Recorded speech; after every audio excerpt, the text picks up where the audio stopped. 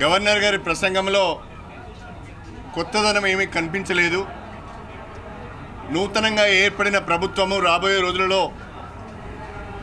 రాష్ట్ర అభివృద్ధికి సంబంధించి, ప్రజల సమస్యల పరిష్కారానికి సంబంధించి ఏ రకమైన మార్గం ఎంచుకుంటున్నది, ఏ రకమైన ప్రణాళికలు రూపొందించుకున్నదనే విషయంలో ఏమాత్రం కూడా స్పష్టతనివ్వలేదు.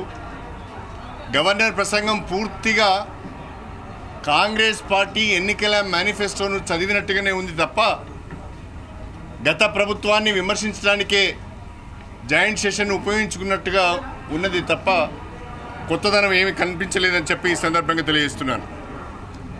దురదృష్టం ఏంటంటే గత 10 సంవత్సరాలు తెలంగాణలో తిరోగమనంలో ఉన్నదన్నట్టుగా ఆమె మాట్లాడింది. కానీ తెలంగాణ జాతీయ స్థాయిలో అనేక రంగాలలో అభివృద్ధి సంక్షేమ కార్యక్రమాల అమలులో రోల్ మోడల్గా వ్యవహరించింది. జాతీయ స్థాయి సంస్థల నుంచి, కేంద్ర ప్రభుత్వం నుంచి అనేక అవార్డులు అందుకున్నదనే విషయాన్ని ఆమె మర్చిపోయింది.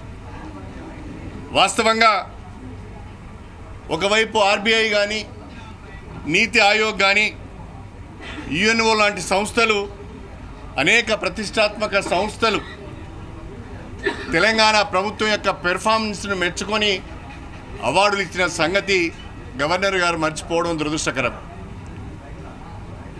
తెలంగాణలో పంటల విస్తీర్ణము పెరిగింది, పంటల దిగుబడి పెరిగింది అనేది సత్యం. హర్యానా, పంజాబ్ రాష్ట్రాలను తలదన్ని వరిధాన్యం దిగుబడిలో తెలంగాణ మొదటి స్థానం సంపాదించింది. సంవత్సరానికి 3 కోట్ల టన్నుల వరిధాన్యం దిగుబడి అవ్వడము ఇది సత్యము, ఇది ఒక రికార్డ్. 24 గంటల కరెంటు అన్ని రకాల వినియోగదారులకు 24 గంటల కరెంటు తెలంగాణలో అందిస్తున్న మాట వాస్తవం. విద్యుత్ వినియోగంలో తెలంగాణ మొదటి స్థానంలో ఉన్నది అనేది సత్యం. తలసరి ఆదాయం గణనీయంగా పెరిగింది తెలంగాణలో అనేది ఆర్బీఐ చెప్పిన మాట. హైదరాబాద్ అభివృద్ధి అనేది సత్యం. ఐటీ ఉత్పత్తుల ఎగుమతిలో కూడా హైదరాబాదు ఒక బ్రహ్మాండమైన అభివృద్ధిని సాధించింది అనేది సత్యం. పట్టణ సుందరీకరణ అనేది ఒక సత్యం. స్టేట్ ఓన్ ట్యాక్స్ రెవెన్యూస్ను పెంపొందించుకోవడంలో, అభివృద్ధి చేసుకోవడంలో తెలంగాణ నెంబర్ 1 అనేది ఆర్బీఐ చెప్పిన మాట సత్యం.